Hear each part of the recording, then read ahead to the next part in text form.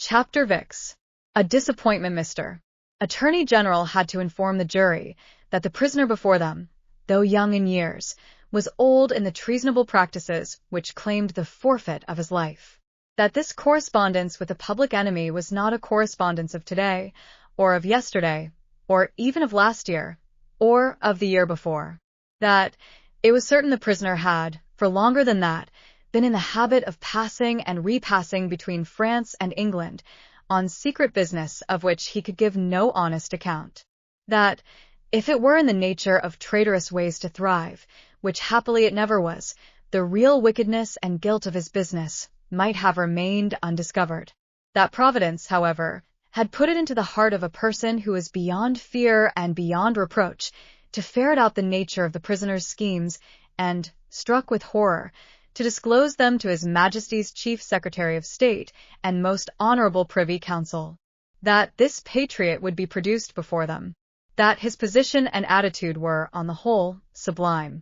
That he had been the prisoner's friend, but, at once in an auspicious and an evil hour detecting his infamy, had resolved to immolate the traitor he could no longer cherish in his bosom on the sacred altar of his country.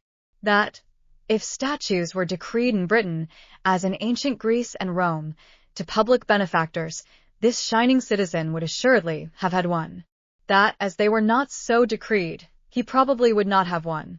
That virtue, as had been observed by the poets, in many passages which he well knew the jury would have, word for word, at the tips of their tongues, whereat the jury's countenances displayed a guilty consciousness that they knew nothing about the passages, was in a manner contagious, more especially the bright virtue known as patriotism, or love of country.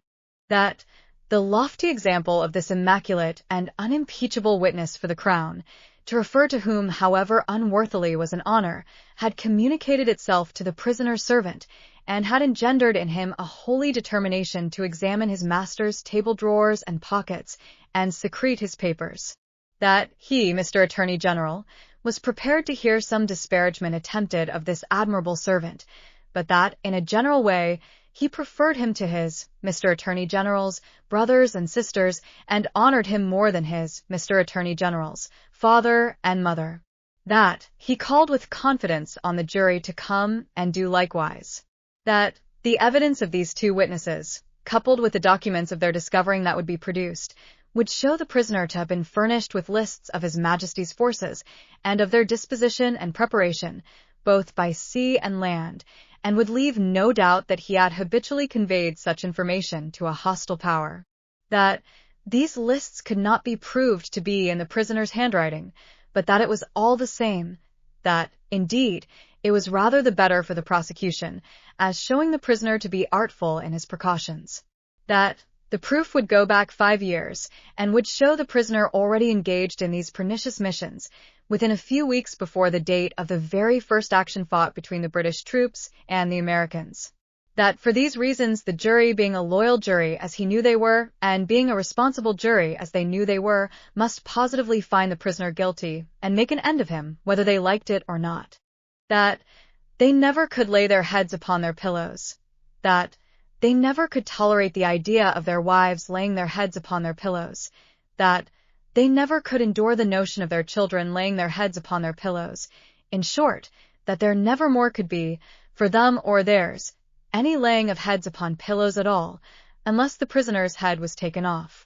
That had Mr. Attorney General concluded by demanding of them, in the name of everything he could think of with a round turn in it, and on the faith of his solemn asseveration that he already considered the prisoner as good as dead and gone, when the Attorney General ceased, a buzz arose in the court as if a cloud of great blue flies were swarming about the prisoner, in anticipation of what he was soon to become. When toned down again, the unimpeachable patriot appeared in the witness-box, Mr. Solicitor General then, following his leader's lead, examined the patriot, John Barsad, gentleman by name. The story of his pure soul was exactly what Mr. Attorney General had described it to be, perhaps, if it had a fault, a little too exactly. Having released his noble bosom of its burden, he would have modestly withdrawn himself, but that the wigged gentleman with the papers before him, sitting not far from Mr. Lorry, begged to ask him a few questions. The wigged gentleman sitting opposite, still looking at the ceiling of the court. Had he ever been a spy himself? No. He scorned the base insinuation. What did he live upon? His property. Where was his property? He didn't precisely remember where it was. What was it? No business of anybody's. Had he inherited it? Yes, he had. From whom? Distant relation. Very distant? Rather. Ever been in prison? Certainly not. Never in a debtor's prison? Didn't see what that had to do with it. Never in a debtor's prison. Come, once again. Never? Yes. How many times? 2 or 3 times.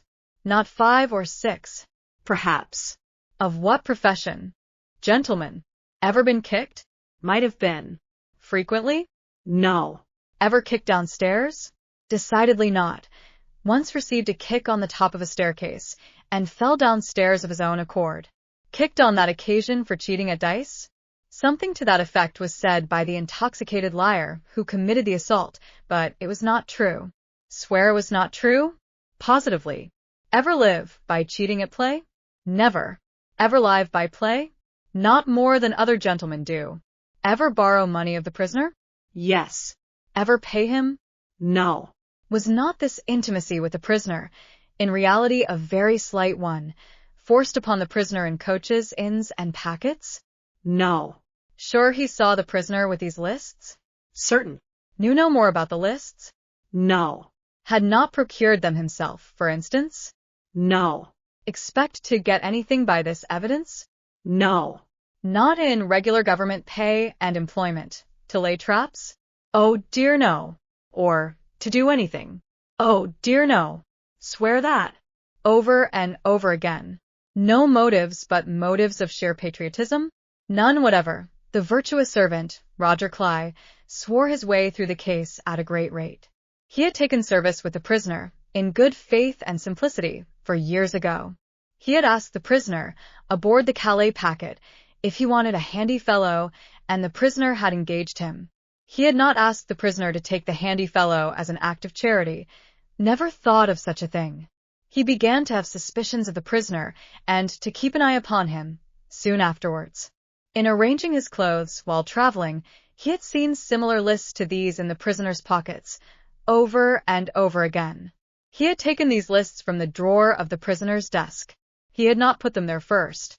He had seen the prisoner show these identical lists to French gentlemen at Calais, and similar lists to French gentlemen, both at Calais and Boulogne.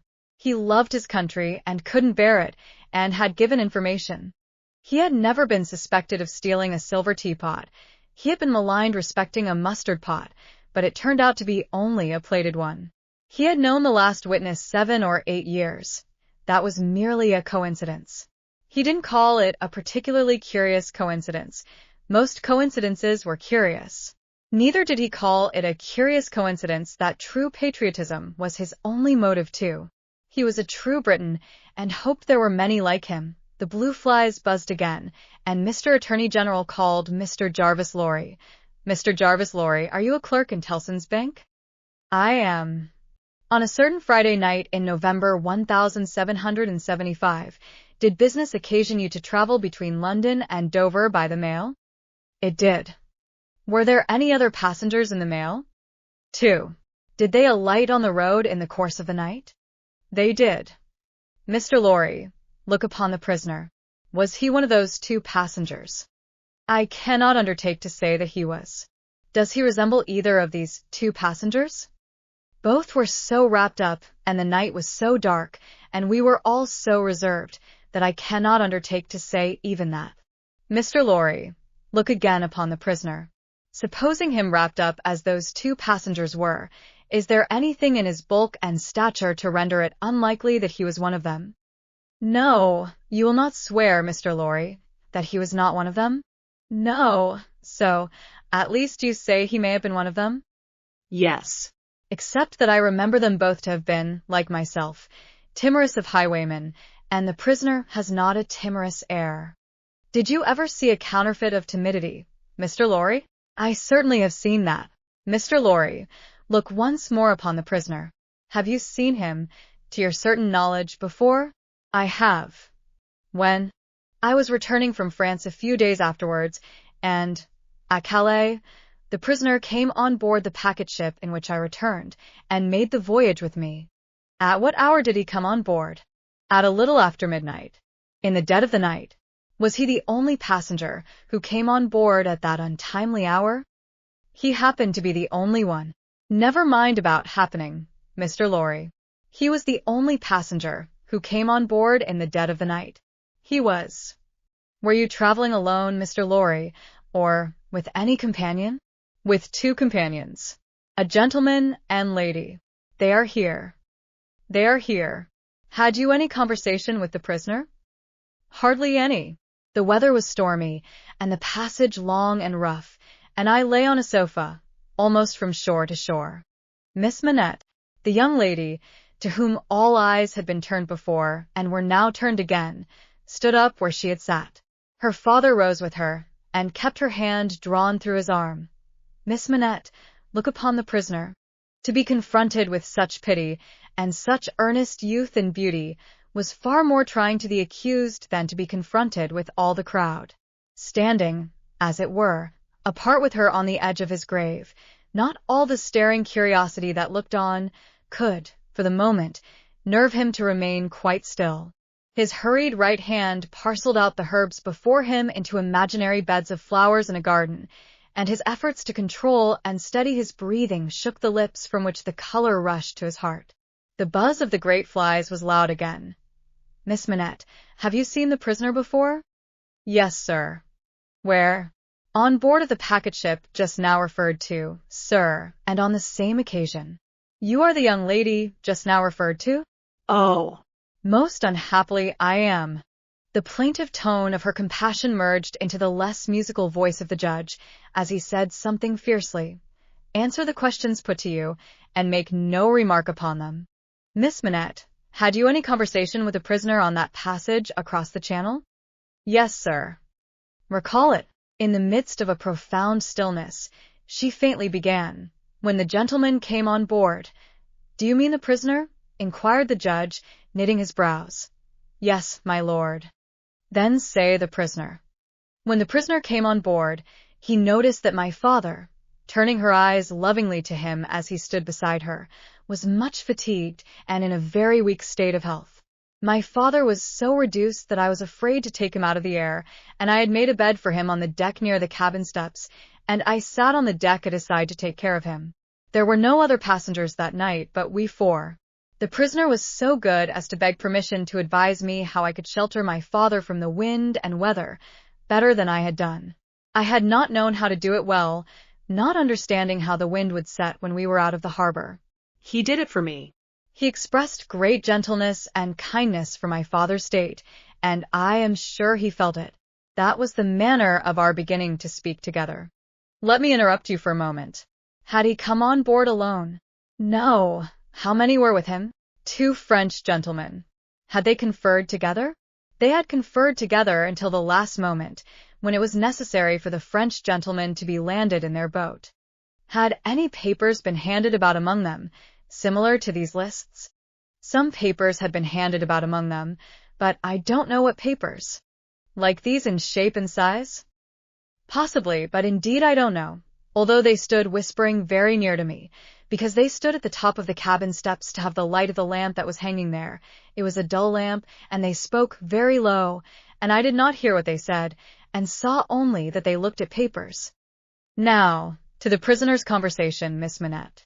The prisoner was as open in his confidence with me, which arose out of my helpless situation, as he was kind and good and useful to my father. I hope, bursting into tears, I may not repay him by doing him harm today.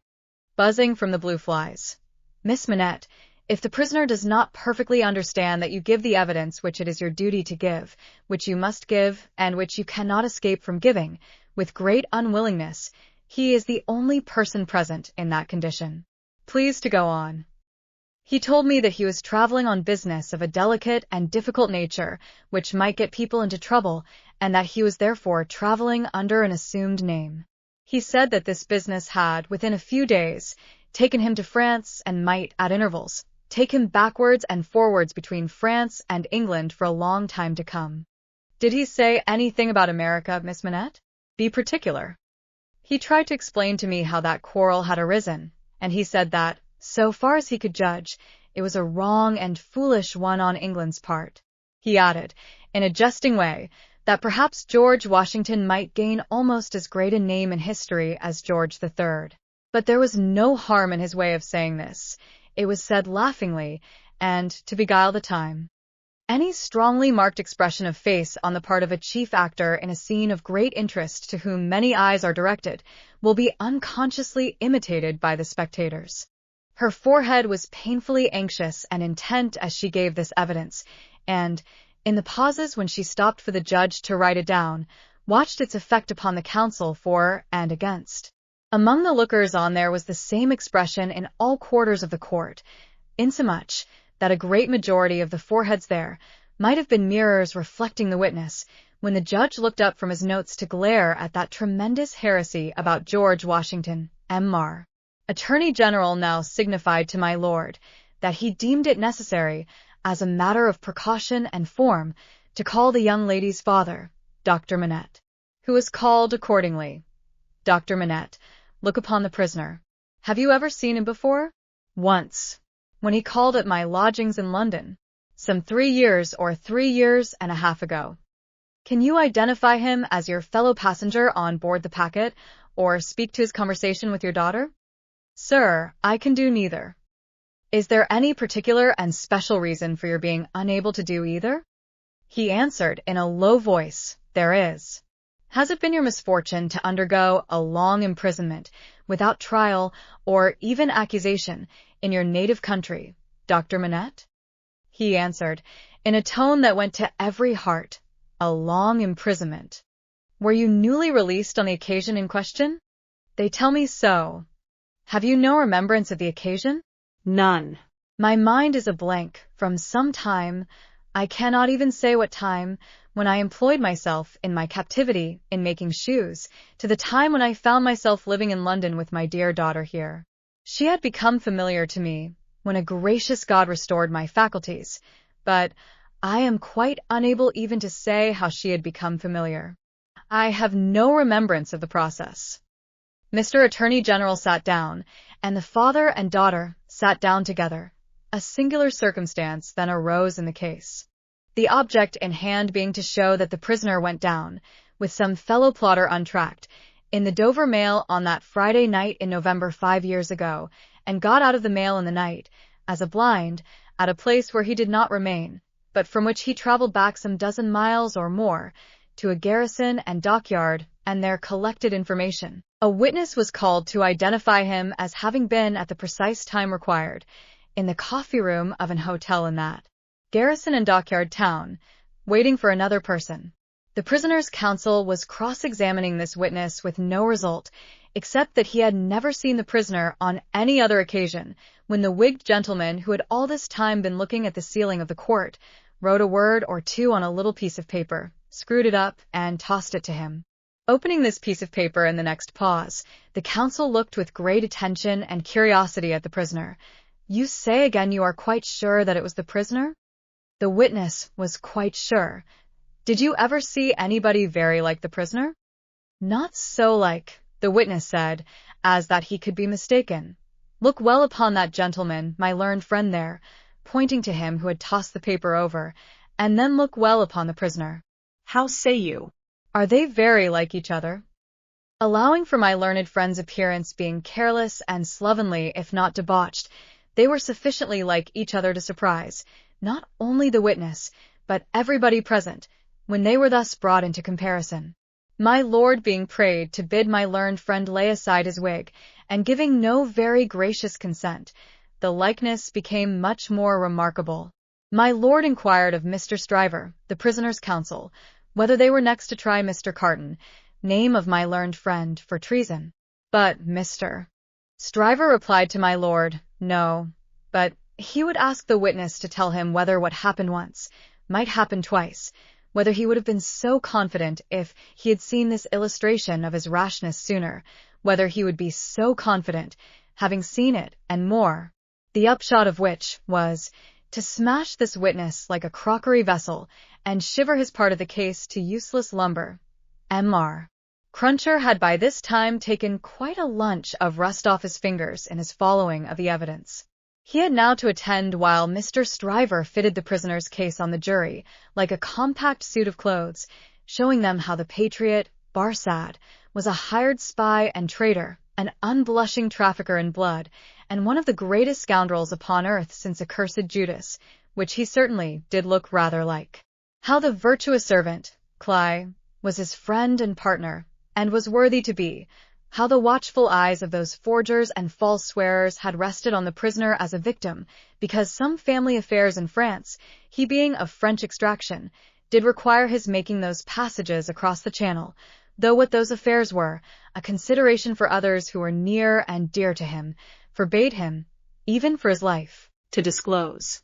How the evidence that had been warped and wrested from the young lady, whose anguish in giving it they had witnessed, came to nothing, involving the mere little innocent gallantries and politenesses likely to pass between any young gentleman and young lady so thrown together, with the exception of that reference to George Washington, which was altogether too extravagant and impossible to be regarded in any other light than as a monstrous joke. How it would be a weakness in the government to break down in this attempt to practice for popularity on the lowest national antipathies and fears, and therefore Mr. Attorney General had made the most of it. How, nevertheless, it rested upon nothing save that vile and infamous character of evidence too often disfiguring such cases, and of which the state trials of this country were full.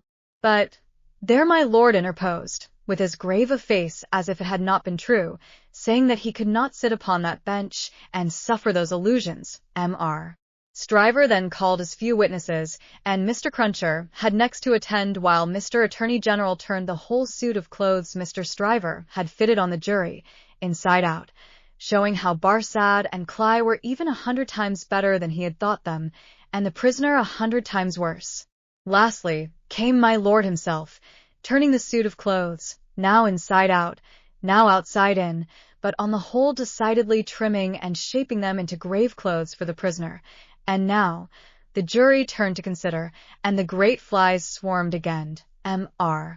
Carton, who had so long sat looking at the ceiling of the court, changed neither his place nor his attitude, even in this excitement, while his learned friend, Mr. Stryver, massing his papers before him, whispered with those who sat near, and from time to time glanced anxiously at the jury, while all the spectators moved more or less, and grouped themselves anew, while even my lord himself arose from his seat, and slowly paced up and down his platform, not unattended by a suspicion in the minds of the audience that his state was feverish. This one man sat leaning back, with his torn gown half off him, his untidy wig put on, just as it had happened to light on his head after its removal, his hands in his pockets, and his eyes on the ceiling as they had been all day. Something especially reckless in his demeanor not only gave him a disreputable look, but so diminished the strong resemblance he undoubtedly bore to the prisoner, which his momentary earnestness, when they were compared together, had strengthened, that many of the lookers-on, taking note of him now, said to one another they would hardly have thought the two were so alike. Mr. Cruncher made the observation to his next neighbor and added, "I'd hold half a guinea that he don't get no law work to do. Don't look like the sort of one to get any, do he?" Yet this Mr. Carton took in more of the details of the scene than he appeared to take in, for now, when Miss Manette's had dropped upon her father's breast, he was the first to see it, and to say audibly, "Officer, look to that young lady. Help the gentleman to take her out. Don't you see she will fall?" There was much commiseration for her as she was removed, and much sympathy with her father. It had evidently been a great distress to him to have the days of his imprisonment recalled. He had shown strong internal agitation when he was questioned, and that pondering or brooding look which made him old had been upon him, like a heavy cloud, ever since. As he passed out, the jury, who had turned back and paused a moment, spoke, through their foreman. They were not agreed, and wished to retire. My lord, perhaps with George Washington on his mind, showed some surprise that they were not agreed, but signified his pleasure that they should retire under watch and ward, and retired himself. The trial had lasted all day, and the lamps in the court were now being lighted. It began to be rumored that the jury would be out a long while. The spectators dropped off to get refreshment, and the prisoner withdrew to the back of the dock and sat down to Mr. Lorry, who had gone out when the young lady and her father went out, now reappeared and beckoned to Jerry, who, in the slackened interest, could easily get near him. "Jerry, if you wish to take something to eat, you can. But keep in the way. You will be sure to hear when the jury come in. Don't be a moment behind them, for I want you to take the verdict back to the bank. You are the quickest messenger I know, and will get to Temple Bar long before I can." Jerry had just enough forehead to knuckle, and he knuckled it in acknowledgment of this communication and a shilling. Mr. Carton came up at the moment and touched Mr. Lorry on the arm. "How is the young lady?" "She is greatly distressed, but her father is comforting her, and she feels the better for being out of court. I'll tell the prisoner so. It won't do for a respectable bank gentleman like you to be seen speaking to him publicly, you know." Mr. Lorry reddened as if he were conscious of having debated the point in his mind, and Mr. Carton made his way to the outside of the bar. The way out of court lay in that direction, and Jerry followed him, all eyes, ears, and spikes. "Mr. Darnay." The prisoner came forward directly. "You will naturally be anxious to hear of the witness, Miss Manette. She will do very well. You have seen the worst of her agitation. I am deeply sorry to have been the cause of it. Could you tell her so for me, with my fervent acknowledgments?" "Yes, I could. I will if you ask it." Mr. Carton's manner was so careless as to be almost insolent. He stood, half turned from the prisoner, lounging with his elbow against the bar. "I do ask it. Accept my cordial thanks." "What?" said Carton, still only half turned towards him. "Do you expect, Mr. Darnay?" "The worst. It's the wisest thing to expect, and the likeliest. But I think their withdrawing is in your favor." Loitering on the way out of court not being allowed, Jerry heard no more, but left them, so like each other in feature, so unlike each other in manner, standing side by side, both reflected in the glass above them. An hour and a half limped heavily away in the thief and rascal crowded passages below, even though assisted off with mutton pies and ale. The horse messenger, uncomfortably seated on a form after taking that refection, had dropped into a doze, when a loud murmur and a rapid tide of people setting up the stairs that led to the court carried him along with them. "Jerry, Jerry!" Mr. Lorry was already calling at the door when he got there. "Here, sir. It's a fight to get back again." "Here I am, sir." Mr. Lorry handed him a paper through the throng. "Quick. Have you got it?" "Yes, sir." Hastily written on the paper was the word acquitted. "If you had sent the message, recalled to life, again," muttered Jerry as he turned, "I should have known what you meant this time." He had no opportunity of saying or so much as thinking anything else until he was clear of the Old Bailey, for the crowd came pouring out with a vehemence that nearly took him off his legs, and a loud buzz swept into the street as if the baffled blue flies were dispersing in search of other carrion.